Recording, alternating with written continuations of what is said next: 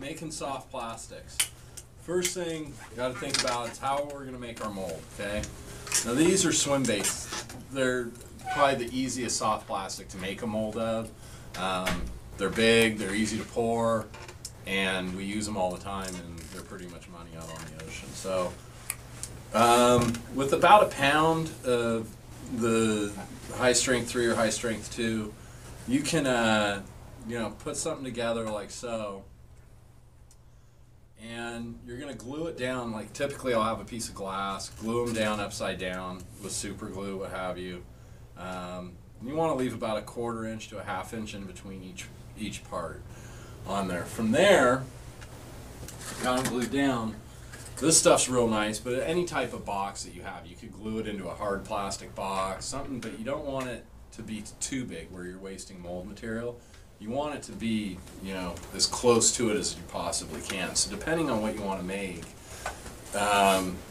you can use this stuff. This comes in several of the kits. It's just this corrugated plastic. And you can bend it around the way that you need it to do. And you can secure it to the glass using either just regular modeling clay or a hot glue gun. And that will get you your mold box that you're going to need. So from there, you get that all built up, and I'm going to be posting an article on this that we're doing for Cal Kayaker magazine. That's going to have some great pictures and stuff that I took step-by-step process, and I'll post that on our site in the next week or so.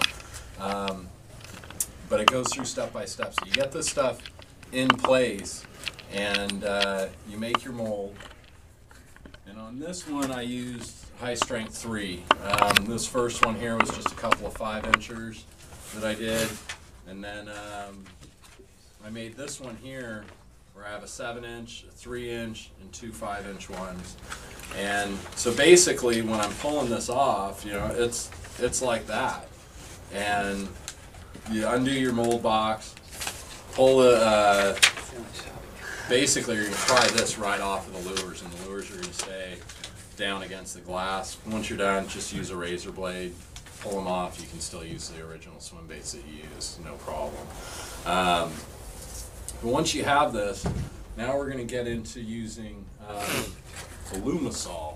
The thing to keep in mind too, when you're heating this stuff up, this is going to go through 3 stages, okay? It's really important that it goes through all 3 of those stages, and you stir it a little bit in between. It's going to go from a kind of a milky consistency here to kind of a thick, clear gelatin kind of substance. Then it's going to get thick and cloudy. Then it's going to get super thin and clear, and that's when it's ready to go. If you don't get it to that thin and clear stage, it's not going to end up like this. It's going to end up back like this. Okay? Cool thing about this stuff, you can remelt it. So if you screw something up, or you have a bunch of old torn up lures or whatever, keep them, clean them up. You can remelt them, re-pour it. Stuff's good.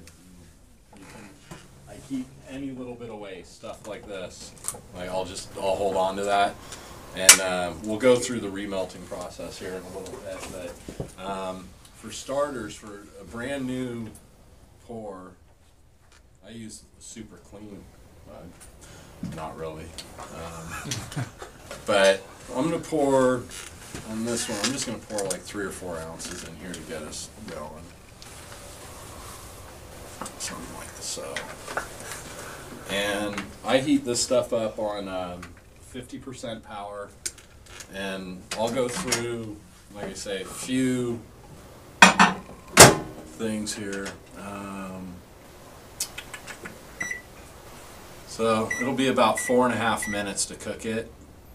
Like I say, you want to probably use a microwave that you're not cooking in, and this stuff will have kind of a smell to it as it comes off. Another product you're going to want, talking about remelting, heat stabilizer. You don't need a lot of this stuff. I've had this one for over a year. But what this does is it adds back some of the chemicals that help it melt even. Right now we're getting to this gelatin stage here. So thick and kind of goopy. Yeah, so we haven't quite gotten through where we want to be. So we'll get